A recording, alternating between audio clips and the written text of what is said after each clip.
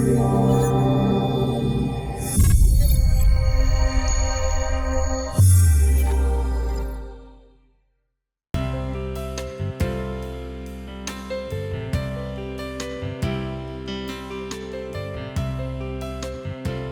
my name is Stuart Pack and welcome to Medicalopinionasia.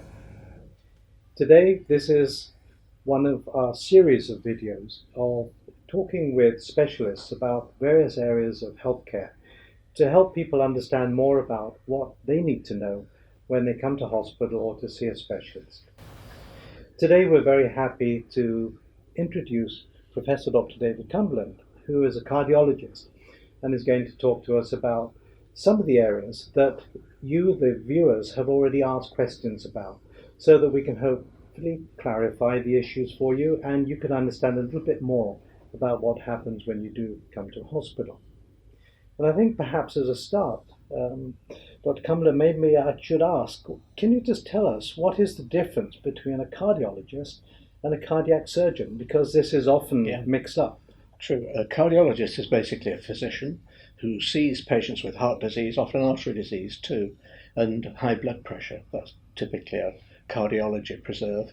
He or she will also do selected tests as necessary, like echocardiograms, angiograms or artery x-rays, and an interventional cardiologist will do procedures like stenting, which people generally know about, angioplasty. A cardiac surgeon is the one that you would refer to for open heart surgery. Usually he just does the operations and looks after you in that perioperative period. So it's quite important then for people to know that when they go to hospital that you may be seeing a cardiologist or you may be seeing a cardiac surgeon, but they really should understand the difference between the two. Yeah, very much so. Yeah, good idea. We have already received some questions from our viewers that perhaps would be valuable. Dr. Cumberland, if you could answer those questions, it will help understand a little bit more about this area, which to some is a little bit confusing. If I can just refer to these questions. The first that we have is a patient says, I've had a positive stress test on a routine medical checkup. They've been told that I need an angiogram and possible stent procedure. Perhaps you could expand a little bit on what this really means. Yes, it's a common question. Often as part of routine tests, you have especially if you're a male and you're over a certain age, they will suggest you get on a treadmill and do an exercise test. And if you can't go very far and or the ECG looks abnormal, then it does mean you probably need further tests. I think whether you need to go straight for the invasive angiogram and possible treatment depends on how positive it is, whether you could go very little on the treadmill or didn't do too badly. Also your risk factors. So if you're diabetic, overweight, with high blood pressure, and you can't do much on, you can only go so far, then it's a reasonable thing to do. If it's sort of intermediate and perhaps a bit of a surprise that it's positive, if otherwise you're a fit person and you exercise well with no symptoms, then going straight to an angiogram is probably going too far, too quickly. And there's a danger of having tests and treatment you don't need. So what we would suggest here is that you have another stress test with an echocardiogram, so-called stress echo. So it's a non-invasive sort of microphone on the chest while you're exercising, and we can actually look at the heart function. And if that's normal, then you can be reassured. Another test you can do is CT, coronary CT. CT meaning? Computed tomography. So instead of having a tube in your artery, which actually isn't a painful procedure but carries a small but definite risk, you can have a tube in the vein and have a computerized scan of your coronary arteries. Typically we would use that if we don't think somebody's got a coronary problem, but the stress test has raised the possibility, so it excludes the problem.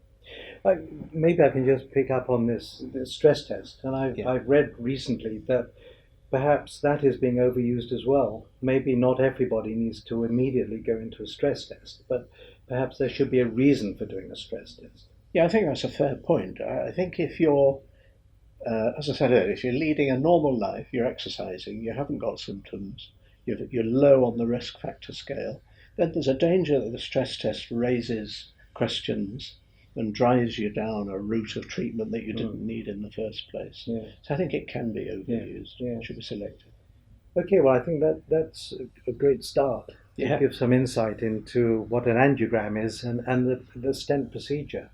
Um, let's look at the second question that's been raised here. I had a heart attack a few weeks ago, have had an angiogram, and have been told that I need a bypass. Can I opt for a stent instead? So obviously the patient's wondering whether or not stent is the right procedure, bypass is the right procedure. How is that decided? Yes, it's a good question, and it's often one where a second opinion is a good thing and is sought, because I think before you go for major surgery, even though it's a good operation in the right hands and when it's needed, it is a big operation, so it's good to go into it knowing that it's the right choice. In the main, it depends on the angiogram findings. If you've got a lot of narrowings or blocks, particularly of the left main coronary artery, then often it's true bypass is the best treatment. Stenting is best when the disease is relatively localized. Yes. And there's only one or two narrowings at a more early stage of the disease. In some cases, we don't know, we're not sure ourselves, to be honest. It's a balance between the two. And the best approach is a team approach. You get a cardiac surgeon and an interventional cardiologist together, discuss it all, and then advise the patient what we feel is the right course, and then the patient can make a more informed choice. It is difficult, though, isn't it, for the public to know that there is a difference between the two and when to ask, well, should I have that, or is there an option for me? Yeah, and that's right. And there always is an option. I think they have to know that. I think the days are gone where you say you need an operation and you say, oh, okay, then I think you have to question, you have to be sure that's the right thing. And it's not a matter of trust. You can trust the doctor, but I think you've got to feel inside yourself before you have these procedures that it is the right thing. And there's nothing wrong with having a second opinion and having it properly considered. How could I ask you, how would you perhaps help a patient to ask that question or to consider asking that question? Because a lot of patients are afraid to do that. Understandably, and I think the best way is just to approach it and say, well, it's a big operation. I want, for the sake of myself and my family, to be sure that this is the right thing. And, just say, I'd like another opinion. I just say simply. So your advice basically is, do think about these things and do consider that there may be other options for you. Definitely. And to be honest, when I suggest surgery to somebody, I actually say to them, if you want, just ask somebody else. By all means. The third question is quite an interesting one, and what's the best treatment for an acute heart attack? Yeah, that's actually there is where angioplasty and stenting really scores, I think, where there's no doubt that's the best treatment. The main problem with that is you have to be in hospital very quickly. If you're truly having a heart attack, minutes and certainly hours matter, especially the first hour. Now in many countries, a proper heart attack service is set up where there are full interventional cardiology teams available 24 hours a day, 7 days a week, with ambulance transfer quickly to these centres. That's the ideal setup. So you get yourself in a cath lab within an hour or so and get the artery open mechanically. That logistically is difficult. It may be an hour or two before you realise yourself you're having a heart attack, a little while. An alternative is a clot-busting drug, because clot is usually a thrombus in the artery, is the usual cause. So again, get yourself to hospital and get an intravenous injection of a clot-busting drug. Is there something that could help the public realise whether they are having a heart attack or something else? Maybe it's often said that people think they're having a gastric problem when actually they're having a heart attack. What other things that the public should look for in trying to balance that? Generally, heart attack pain isn't a true pain. It's more of a pressure, crushing or tight sensation, often in the middle of the chest, right in the middle, but sometimes on the left, sometimes down the arm, a numb sensation down the arm, even up into the jaws and teeth. Typically, if you're having a heart attack, you look poorly, you're sweating, and you feel ill. You just feel poorly. Sometimes you feel sick as well. I think the main message is, if you have chest pain or chest discomfort, or if there's any doubt, you should get yourself to hospital. It's much better to go and only have a bit of indigestion than to stay at home and die of a heart attack. Well, we hope that doesn't happen, but obviously what's important is for people to know what they should do. And I think that last piece of advice is probably the most important, and that is err on caution. Yeah. And do something about it. That's true. Yeah. The next question is very current indeed. Are statins dangerous? Gosh, we're reading about statins every day. Yep. Are statins dangerous? Well, the short answer is no, actually. It is true that in very rare cases you can get very serious muscle degeneration, skeletal muscle problems. It's not uncommon to get muscle ache, but that's not serious. That's not a problem. In about 1 in 250 people, statins can cause diabetes. But apart from that, actually, they're pretty safe. And there is, as you say, there's a lot on the internet about how they're unnecessarily prescribed and they're too dangerous, they're expensive, and it's the big pharma that's benefiting. I think, to be fair, it's true that if you have a cholesterol problem or you're at risk of heart disease, the best thing is lifestyle first. Diet, exercise, occasional supplements, fish oil, even red yeast can lower the cholesterol and lower your risk factors. But if those don't work and you've still got a cholesterol problem, then there's no doubt from trials involving thousands of patients that the benefit far outweighs the risk with statins. So I'd advise people not to believe what they read. That it's true, try lifestyle first. But if you should have a statin, you should take it and not worry about it. Thank you. I've read on the internet that drugs being prescribed for high blood pressure are dangerous and unnecessary because I can take supplements instead. Well, big question. Supplements or other approaches? What would you say? Yeah, it's a good question, and I think it's true that other approaches should be done first. And even if you're taking drugs, the other approaches should be used. The other approaches being, of course? Being lifestyle losing weight, getting exercise. These all help blood pressure, surprisingly. Getting plenty of sleep, actually, as well, surprisingly affects your blood pressure. So if you lead a very stressful life, you should try stress reduction. Easier said than done, but nevertheless, stop smoking. These general measures. Some supplements, it's true, have been shown to reduce blood pressure, flaxseed, interestingly, being one of them. Breathing exercises, by regularly getting more control with your breathing, reduces blood pressure. It tends to only take the top off it. And I think the overall message is, if you've got high blood pressure, it's a lot more dangerous to keep that high blood pressure than take tablets to reduce it. And if you're given a tablet, a drug that you don't like to reduce your blood pressure, there are loads of others we can try. There are about 6 classes of drugs we can use. And the side effects actually are relatively small. And again, I go back to the point that trials involving thousands of patients have shown that they reduce blood pressure, they also reduce the risks of high blood pressure. Isn't one of the biggest problems, of course, that people don't know they've got high blood pressure? And whilst you're advocating lifestyle change and medications, they've got to know first that they've got that problem. So what would your advice be to the general public? Should you generally take your blood pressure or regularly take your blood pressure? How would somebody have that first sign that they've got a blood pressure problem? I think it's a good idea to buy one of these monitors from the local pharmacy. They're very cheap nowadays. It's a good idea to get somebody who knows what they're doing to show you how to use it. Get a nurse to show you or a doctor to show you. Especially nurses, they're good at it. Because in a way, a bad reading is worse than no reading at all. So, if you're shown how to use it, take your blood pressure.